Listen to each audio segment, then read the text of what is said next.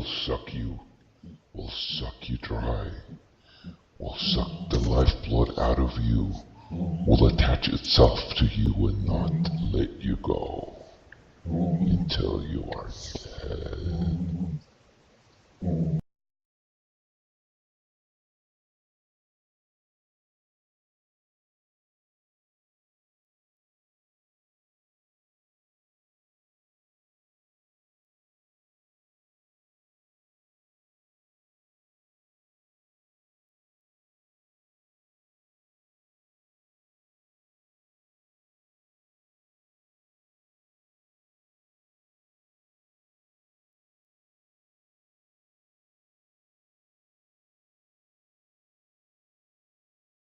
بسم الله الرحمن الرحيم ألف لام ميم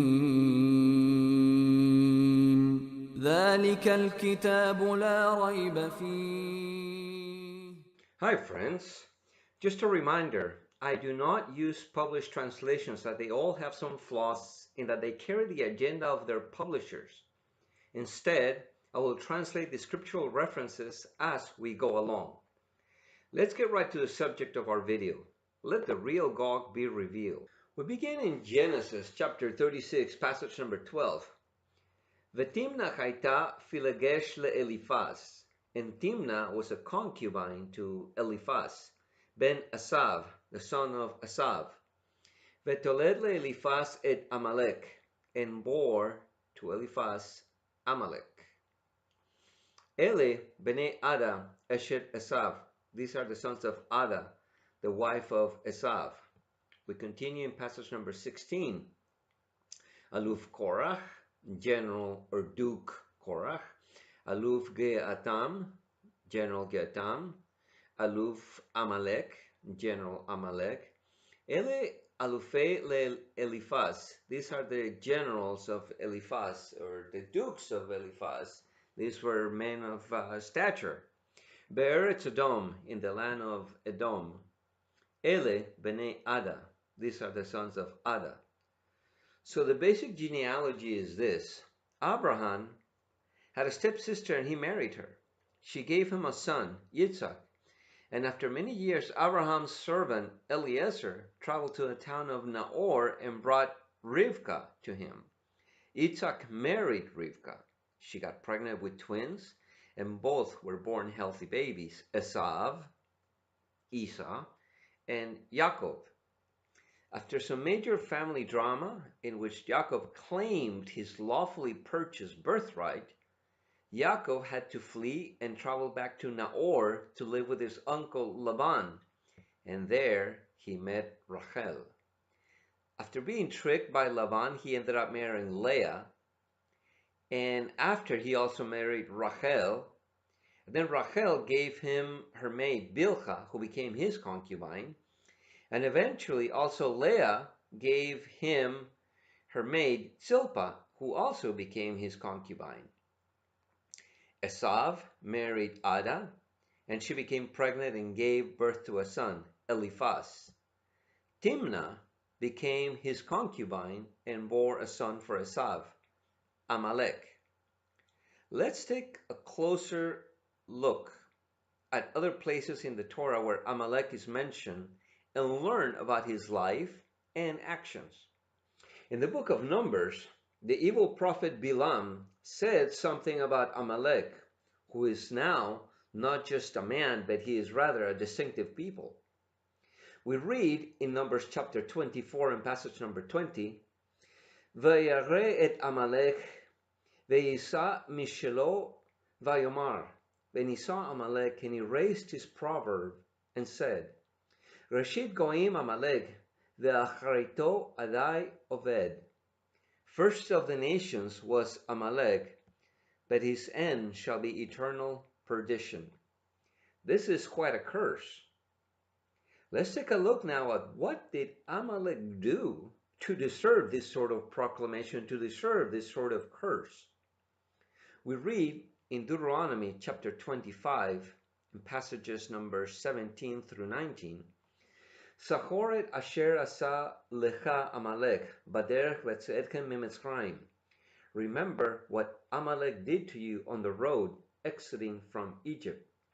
Asher karcha baderech v'yisanev becha kol hanachshalim acharecha. When he came upon you on the road and struck you, all the stragglers behind you.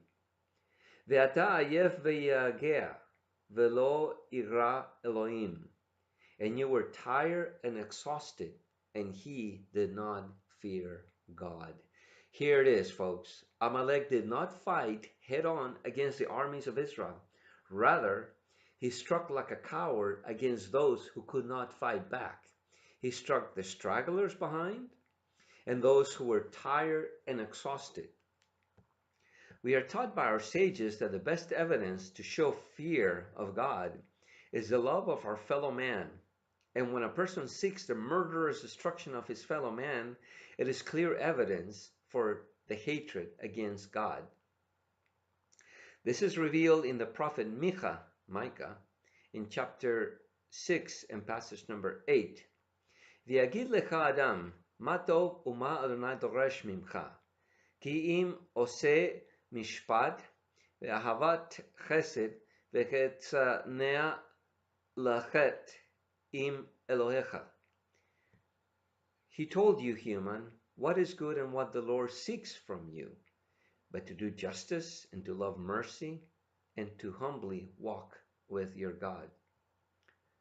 We continue in Deuteronomy chapter 25. V'haya beganiach Adonai Elohecha lecha mikol ha'oivecha mesaviv. And it shall be when the Lord your God gives you rest from all your enemies around you, be'eretz asher Adonai Elohecha noten lecha nachala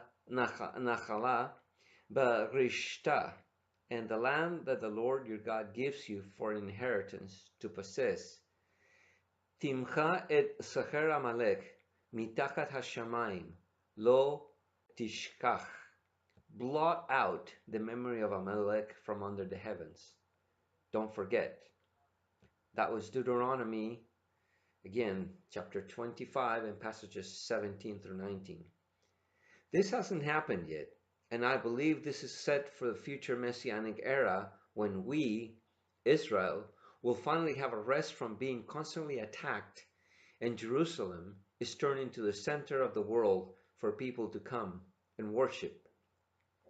Again, we read in Micah, in chapter 4, in passage number 3. We read, Ve'yisafat bein amim rabim ve'hochiach legoim atzumim at rachok, and will judge among the exalted peoples and will decide on the independent nations from far away.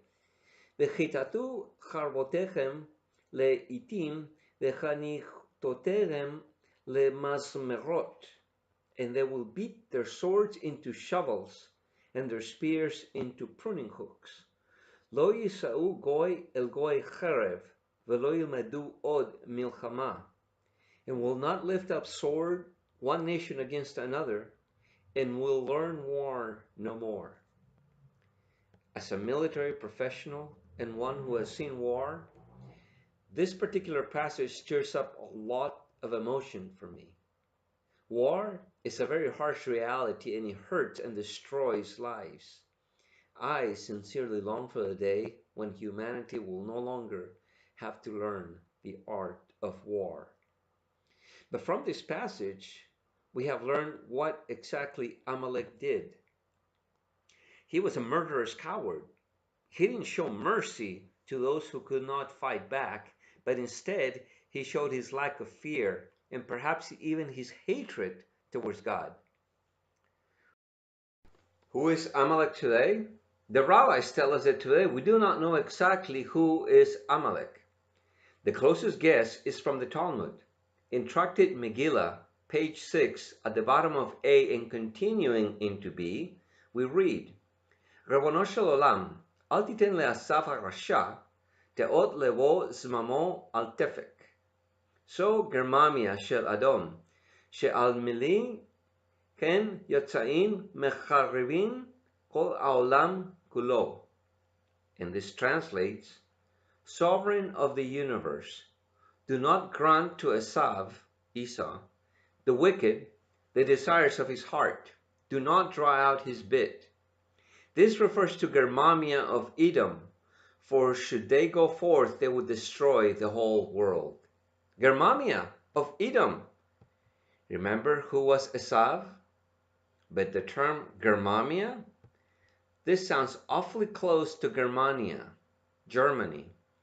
And from 1500 years ago, this is a prophetic reference in the Talmud, because twice in the 20th century, the Germans rose up in their attempts to conquer the world.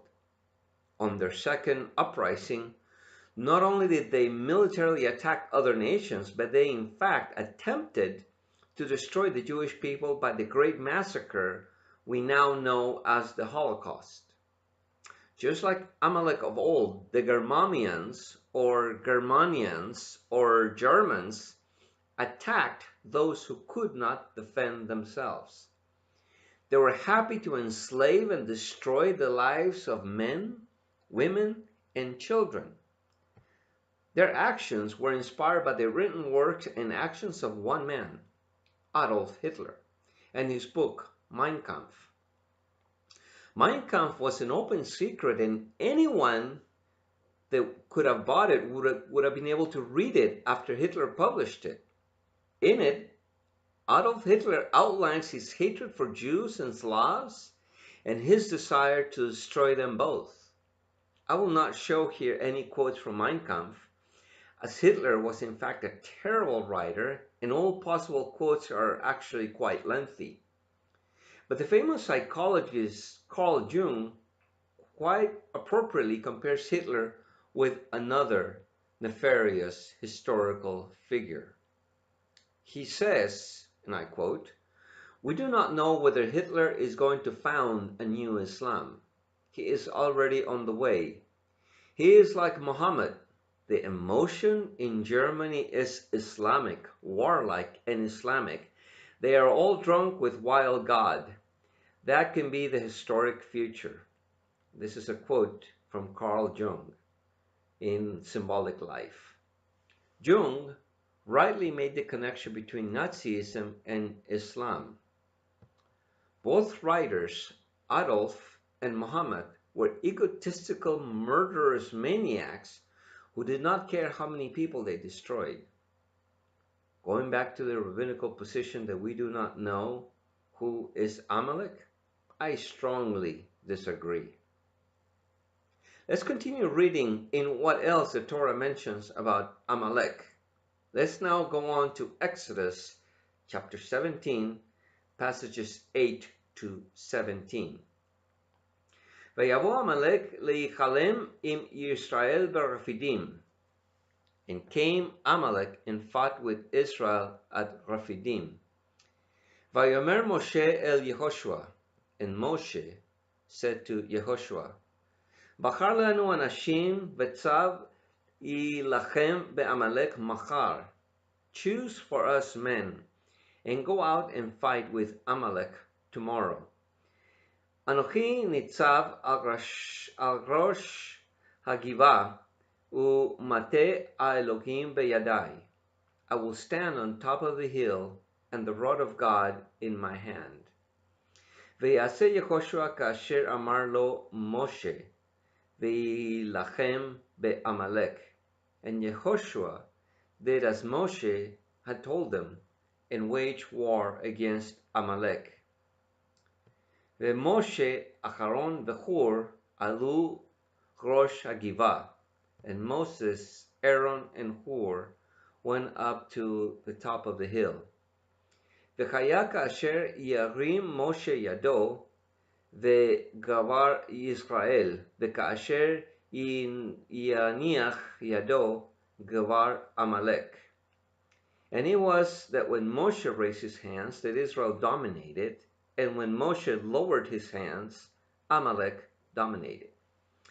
V'yadai Moshe kevadim, ve'yakhu even ve'yisamu tachat tachtav v'yashav alai.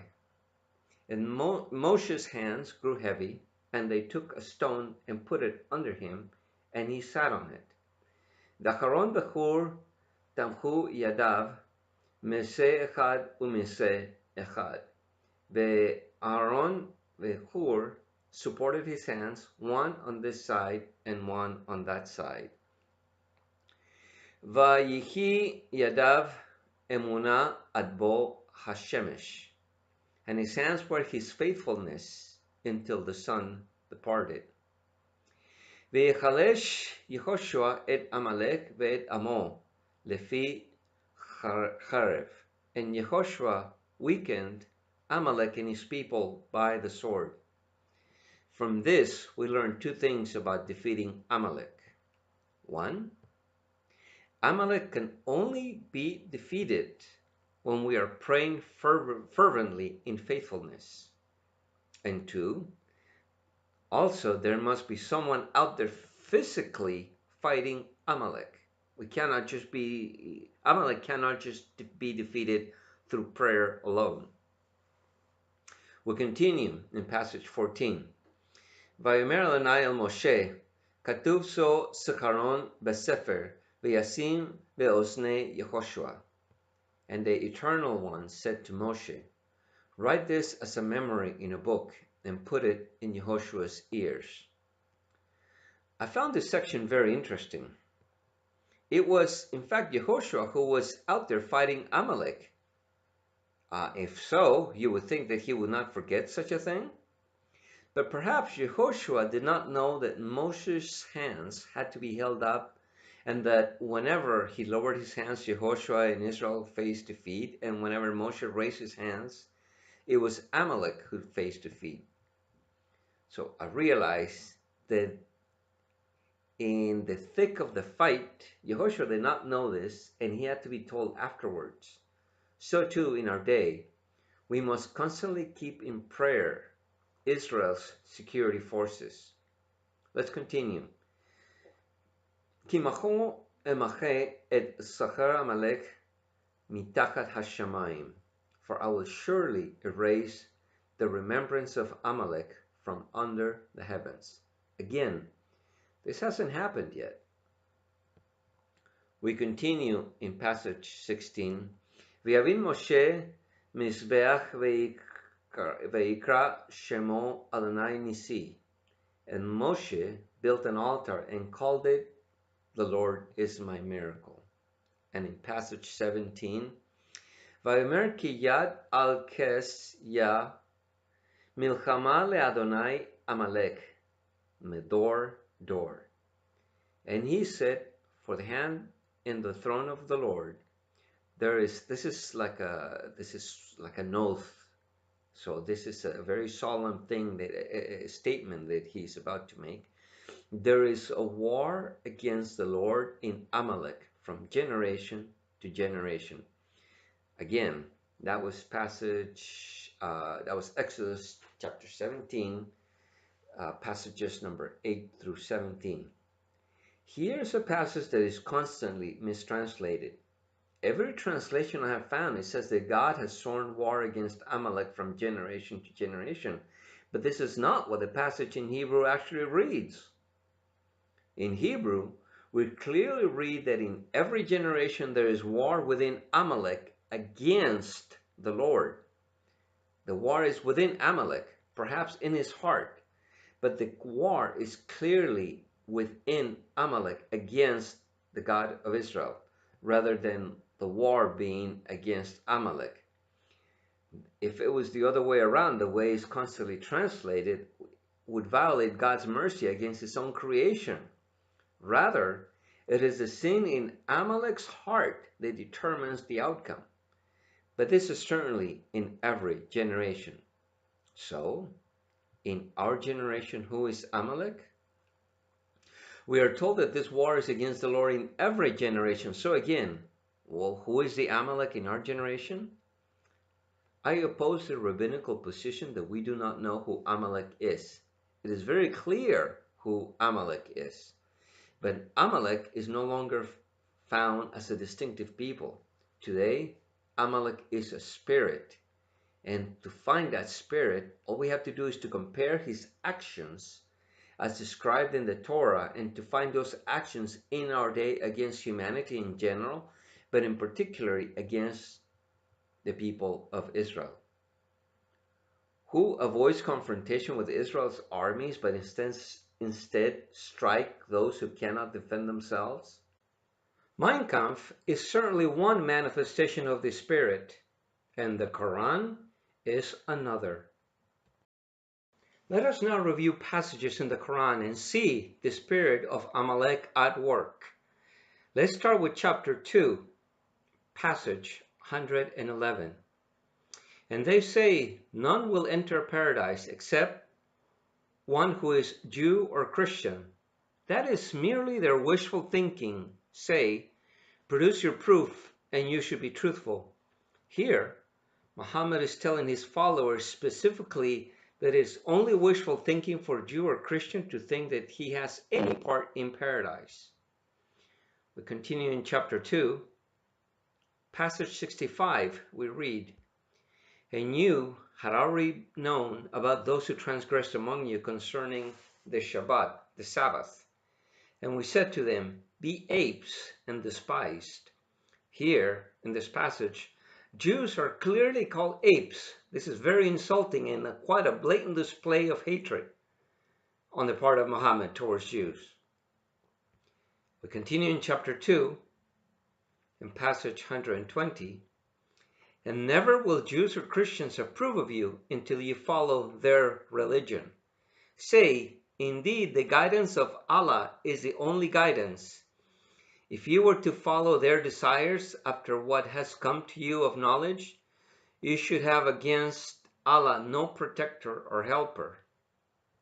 Here we read that you should follow, that if you choose to follow either Judaism or Christianity, you don't have in God any protection or help.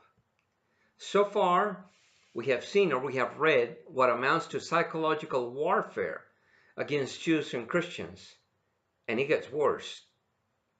Let's continue in chapter 3, passage 28. Let not believers take disbelievers as allies rather than believers. And whoever of you does that has nothing with Allah, except when taking precaution against them in prudence. And Allah warns you of himself, and to Allah is the final destination. Here, Muhammad instills distrust or enmity between his followers and everybody else by stating that a Muslim cannot trust or befriend any non-Muslim. We'll continue in chapter 5, passage 36. Indeed, those who disbelieve, if they should have all that is in earth and the like it with it by which ransom themselves from the punishment of the day of resurrection, it will not be accepted to them. And for them it is painful punishment. And in 37, if they wish to get out of fire, but they never are able to emerge therefrom, and for them it is enduring punishment. Basically, according to Muhammad, hellfire awaits those who do not believe Muhammad. That even if they pay ransom, only hellfire awaits them.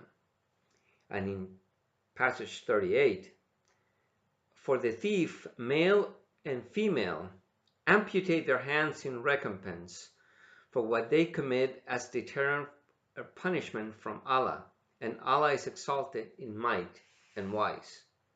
This is a very cruel punishment for theft, permanently maiming people by cutting off their hands and feet.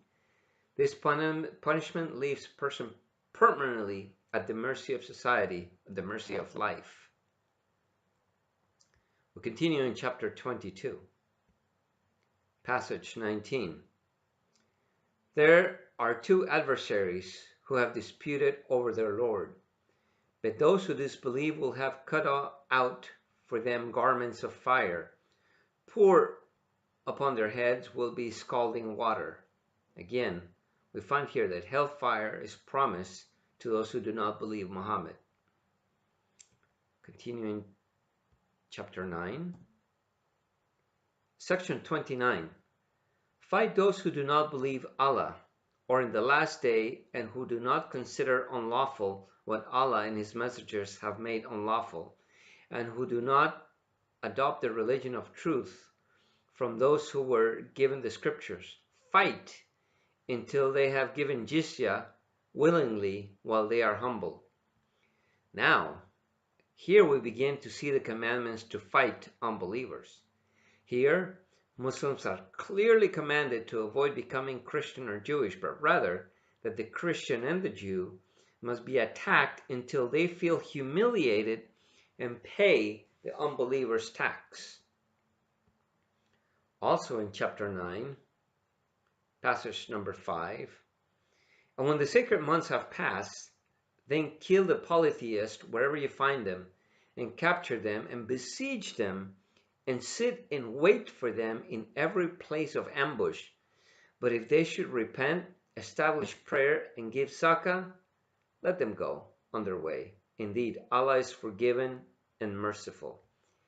Here, Muslims are commanded to kill everyone of any other religion and to wait for them and to ambush them at every opportunity. Oh, how forgiving this Allah God. If they repent, okay, let them go. Chapter 8, passage number 12.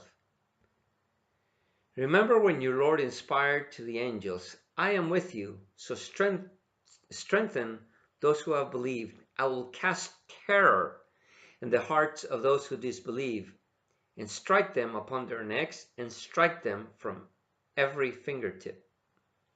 Here we finally get to the terrorism parts. A faithful Muslim is supposed to engage in terrorism, as is clearly written here.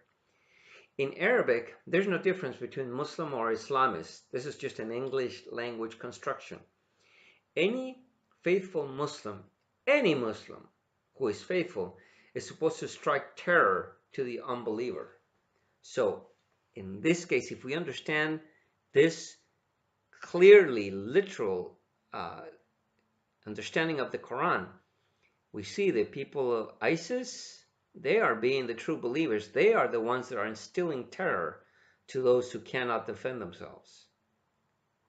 There is no such thing as a moderate Islam. Again, this is just a Western language construction. And in fact, the so-called moderate Muslims will not be so moderate once Islam is fully implemented. Why? For the simple reason that they must choose to either become fully radicalized or be treated as kuffar, as infidels, and themselves have their necks stricken. Now, we'll come back to the striking of the neck part in a bit. Let's continue in chapter 2, in passage 191. And kill them wherever you overtake them, and expel them from wherever they have expelled you. And fitna is worse than killing. And do not fight them at the al-Masjid al-Haram until they fight you here. But if they fight you, then kill them. Such is the recompense for the disbelievers. Masjid al-Haram is is Mecca, is the great mosque in Mecca. Again, here there are more commandments to attack the infidels. Here, fitna or persecution is mentioned and described as worse than killing.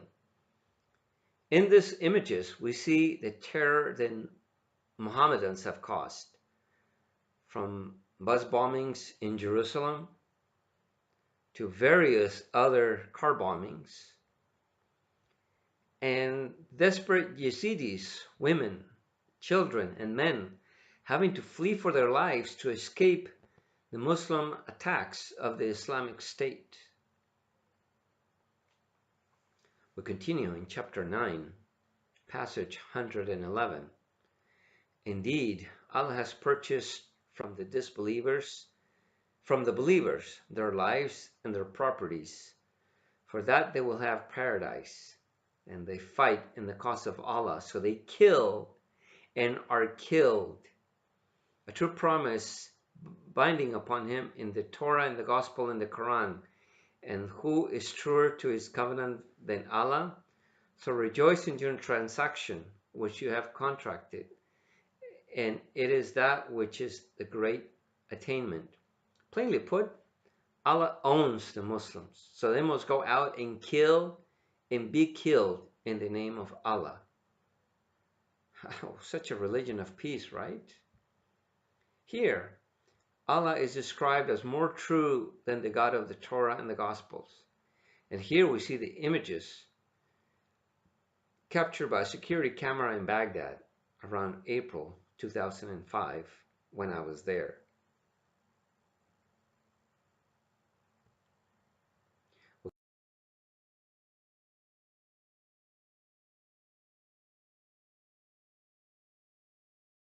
We'll continue in chapter 23, passages 1 through 6. Certainly will the believers have succeed, they who are during their prayer humbly submissive, and they who turn away from ill speech, and they who are observant of zakah, and they who abstain from sex, except from their wives or those who their right hand possess, for indeed they will not be blamed. Blameless for having sex with those whom the right hand possess? This is talking about captured women who are to be used as sex slaves. Again, this is mentioned in chapter 33, in passage 50. O Prophet, indeed, we have made lawful to you your wives, to whom you have given their due compensation, and those who your right hand possess from what Allah is returned to you, the captives, and the daughters of your paternal uncles, and the daughters of your paternal aunts, and the daughters of your maternal uncles, and daughters of your maternal aunts who emigrated with you, and believing woman, if she gives herself to the Prophet, and the Prophet wishes to marry her. How romantic of Muhammad. This is only for you, excluding the other believers. We certainly know that we have made obligatory upon them concerning their wives and those who their right hand possess. But this is for you, in order that there will be upon you discomfort. And ever is Allah forgiving and merciful. We read again this reference of whom the right hand possess. In the shocking images, we see a group of Islamic State terrorists capturing daughters of a Yazidi town they seized, and one by one, these poor women are being ripped from their families at gunpoint. And what? These images see these monsters taking these women who they will be used selling to each other for sex purposes. In these images, we see these monsters quoting this passage and gleefully going on about how they will buy captured women.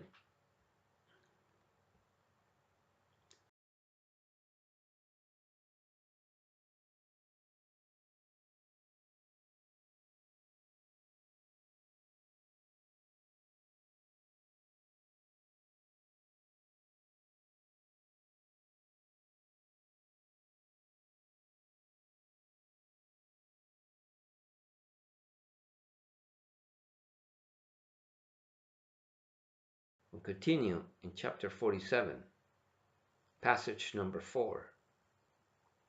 So when you meet those who disbelieve in battle, strike their necks until when you have inflicted slaughter upon them. That's right, slaughter. Then secure their bonds, binding them, and either confer favor afterwards or ransom them until the war lays down its burdens. That is command, and if Allah had willed, he could have taken vengeance upon them. But he ordered armed struggle to test some of you by means of others, and those who are killed in the cause of Allah, never will he waste their deeds. Here we come back to striking at the necks of unbelievers. Unbeliever must firmly bound them and have a knife put to their necks. Do you remember Nick Berg? He was the very first man, a very naive young Jewish man who was sat in an orange jumpsuit and who was beheaded in May 2004.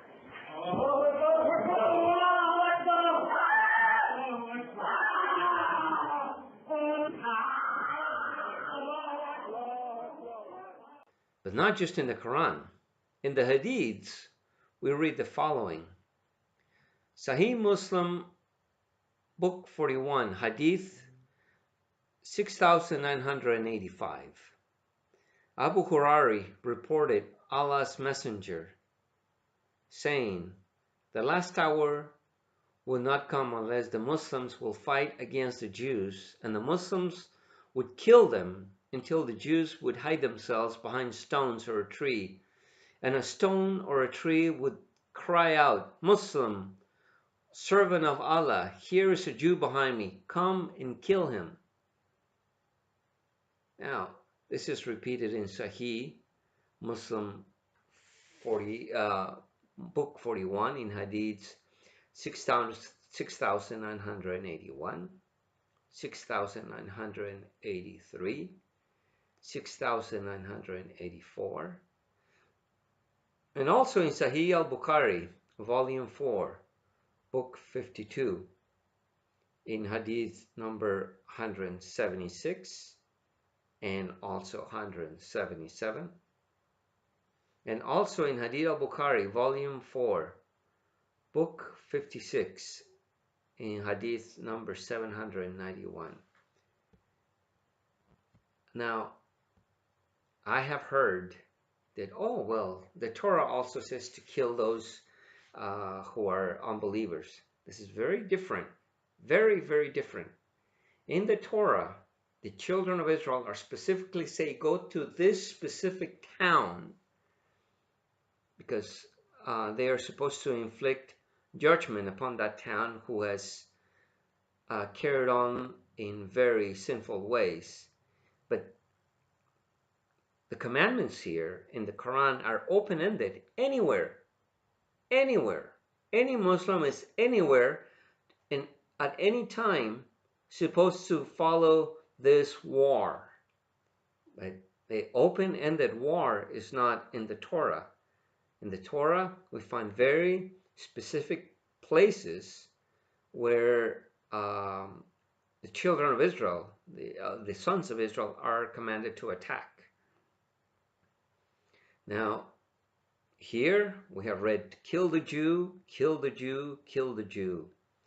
And the killing of those who cannot defend themselves, specifically Jews, if it's possible, this is the spirit of Amalek, and is manifested in Nazism, and since the year 629 has been manifested in Islam.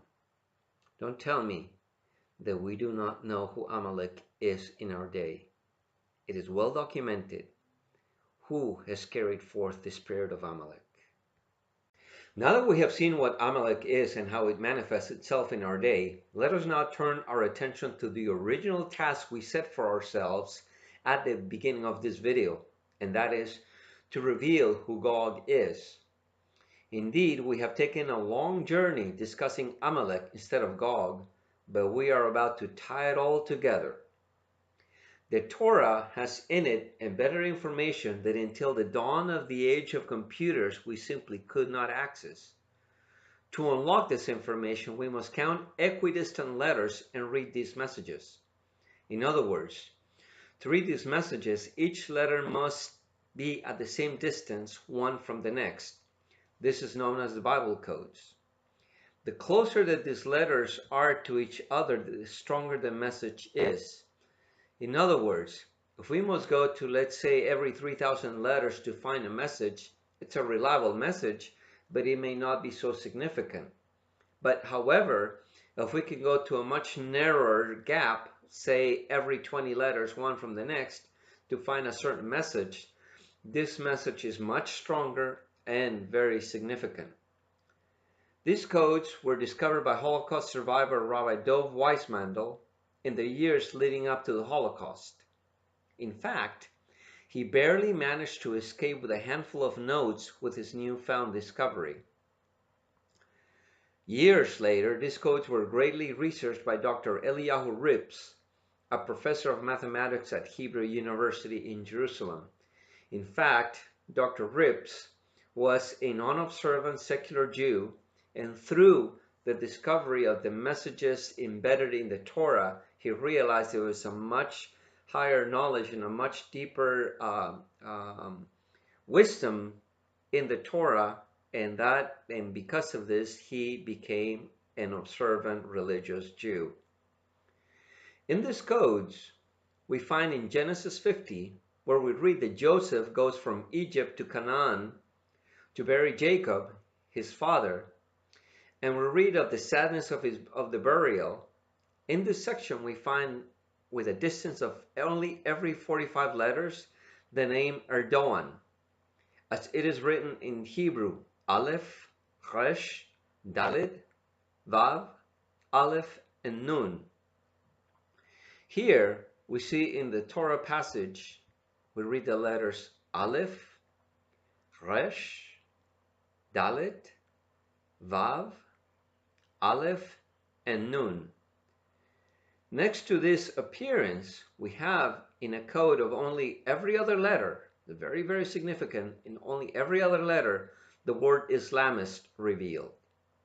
We see here the word Islamist in Hebrew, Islami, Aleph, Yud, Samech, Lamed, Mem, Aleph, and Yud. In the same passage, twice revealed, we see another word, the word Oev, enemy. Here we find the first appearance in the letter Aleph, Vav, Yud, and Bet. And then again, we find it again, Aleph, Vav, Yud, and Bet. And a bit further down in this passage, we find at a distance of every 90 letters the word Amalek. We see the appearance of Ain, Mem, Lamed, and Kuf. Erdogan, or Erdogan, as it is written in Hebrew, is hereby revealed as one of the manifestations of the spirit of Amalek, and certainly an enemy of the people of Israel. In the very location in Scripture where the sons of Israel are crying and in sorrow over his burial. So what exactly is Amalek? Not what are his actions, but what does the name Amalek mean? Unlike Western languages, names which normally have no meaning, the Hebrew language, the names actually have a specific meaning. They mean something. Amalek, we can look at this name in two different ways. One is Malak. Is people. And Malak is to pinch off the head of a bird. This word Malak appears in Vayikra, in Leviticus, chapter 1 and passage 15, as well as chapter 5 and passage number 8, where the instructions are given for the priest to pinch off the head of a bird that is about to be offered in sacrifice. So, from this we learn that Amalek is literally the people who pinches off your head, the people that will not let you go until they have cut off your head.